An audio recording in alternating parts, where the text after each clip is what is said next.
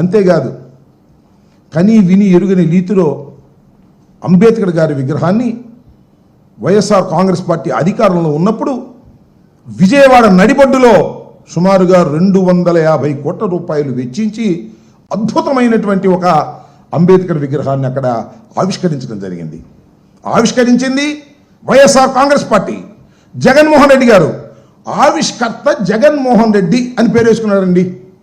ముఖ్యమంత్రిగా ఉన్నప్పుడు లైట్లన్నీ ఆర్పేసి రాత్రిపూట వెళ్ళి ఆ పేరుని కొట్టేసి అక్కడ విధ్వంసం చేసినటువంటి మీరు మేము కక్షాదింపులు చేయవండి అంటే నమ్మడానికి ఎవరున్నారంటున్నా.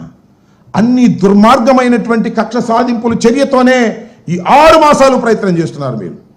4వ తారీఖున మే 4వ తారీఖున అనుకుంటా అధికారంలోకి వచ్చింది.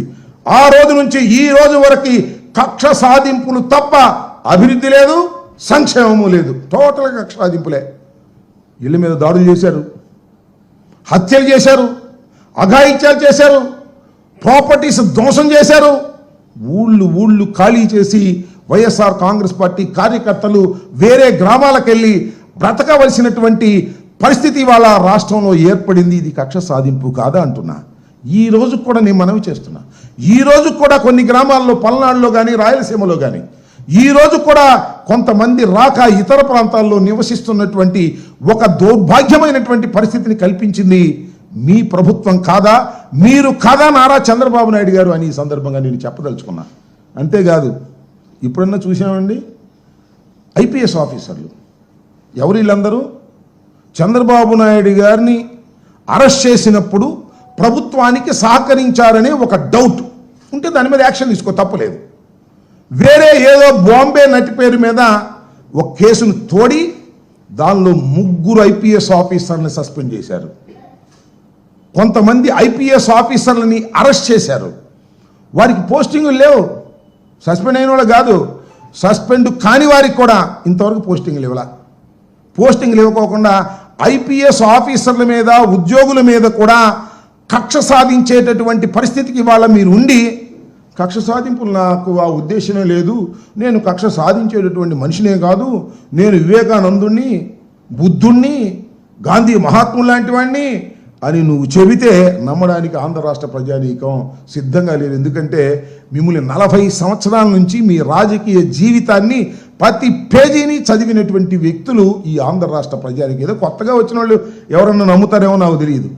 ఇలాంటి కక్ష సాధింపు చర్యలు చేస్తున్నారు. అంతేకాదు నేను ఇంకోటి చెప్తున్నా, బాధతో చెప్తున్నా, సోషల్ మీడియా యాక్టివిస్టులు మీ మీద పోస్టులు పెట్టారని, మీ అబ్బాయి మీద పోస్టులు పెట్టారని, మీ పార్టీ మీద పోస్టులు పెట్టారని, ఎప్పుడు వైఎస్ఆర్ కాంగ్రెస్ పార్టీ అధికారంలో ఉన్నప్పుడు పెట్టారని ఇవాళ మీరు అధికారంలోకి వచ్చిన తర్వాత వాళ్ళని అరెస్ట్ చేస్తున్నారు. ఎలా అరెస్ట్ చేస్తున్నారు? అర్ధరాత్రి పూట వెళ్తారు పోలీసులు, తలుపులు పగలగొడతారు, వాళ్ళని పట్టుకుని తీసుకువెళ్తారు. కేసు ఎక్కడ పెడతారు? గుంటూరులో ఉన్నవాడికి కర్నూలులో పెడతాడు, కర్నూలులో ఉన్నవాడికి విశాఖపట్నంలో పెడతారు, విశాఖపట్నంలో ఉన్నవాడికి తిరుపతిలో కేసు పెడతారు, అక్కడ తీసుకెళ్లి కోర్టులో ప్రొడ్యూస్. ఒక కేసా? ఒక కేసు కాదు, ఒకే పోస్ట్ మీద రిపీటెడ్గా 40, 30, 20 కేసులు పెడతారు. దీనిలో బెయిల్ రాగానే పీటీ వారెంట్ వేసి దానిలోకి తీసుకెళ్తారు, దానిలోకి బెయిల్ రాగానే ఇంకో చోట తీసుకెళ్తారు. నెల రోజులు, 30 రోజులు, 40 రోజులు, 50 రోజులు, 2 మాసాల వరకు కేవలం చిన్న సోషల్ మీడియా కేసులో నిర్బంధించి భయపెట్టాలి, కక్ష సాధించాలి అనే దృక్పథంతో మీరు ప్రయత్నం చేస్తూ ఇవాళ అంటారు కక్ష సాధింపు నా లక్ష్యం కాదు, నేను అలాంటి మనిషిని కాదు, నేను చాలా బుద్ధిమంతుణ్ణి, పరిపాలనా దక్షుణ్ణి అని మీరు చెప్పుకోవటం, మీ పత్రికలు బాకాలు వాయించటం, అటు ఇటు. మీకు పత్రికల్లో ఒక పలుకుబడి ఉంది, మీకు మీడియా ఉంది, ఛానల్స్ ఉన్నారు, మీరేం చేసినా అద్భుతం, అమోఘం అని పొగిడేటటువంటి వారు ఉన్నారు. కాబట్టి మీరు పొగిడే కార్యక్రమాలు చేసుకుంటూ ఉన్నారు.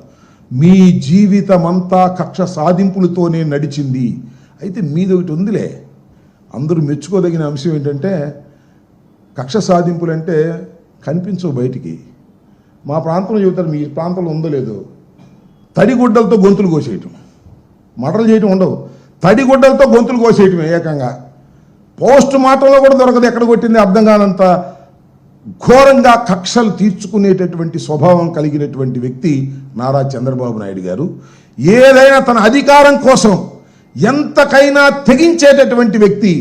హత్యలకు, కుట్రలకు, కుతంత్రాలకు, కక్ష సాధింపులకు అధికారం పొందటం కోసం, పొందిన అధికారాన్ని నిలబెట్టుకోవడం కోసం ఎంతకైనా దిగజారేటటువంటి వ్యక్తి నారా చంద్రబాబు నాయుడు గారు. అలాంటి నారా చంద్రబాబు నాయుడు గారు వాళ్ళు ఏం చెప్తున్నారయ్యా, మాకు మేము కక్షాదింపులు చేయమండి, కక్షలు మాకు తెలియదండి, కక్షలు లేకోకుండానే చాలా సుదీర్ఘంగా పరిపాలన చేస్తామనేటువంటి దొంగ మాటలు చెప్పేటటువంటి కార్యక్రమాలు ఇవాళ నారా చంద్రబాబు నాయుడు గారు చేస్తున్నారు. ఇది చాలా దారుణమైన విషయం.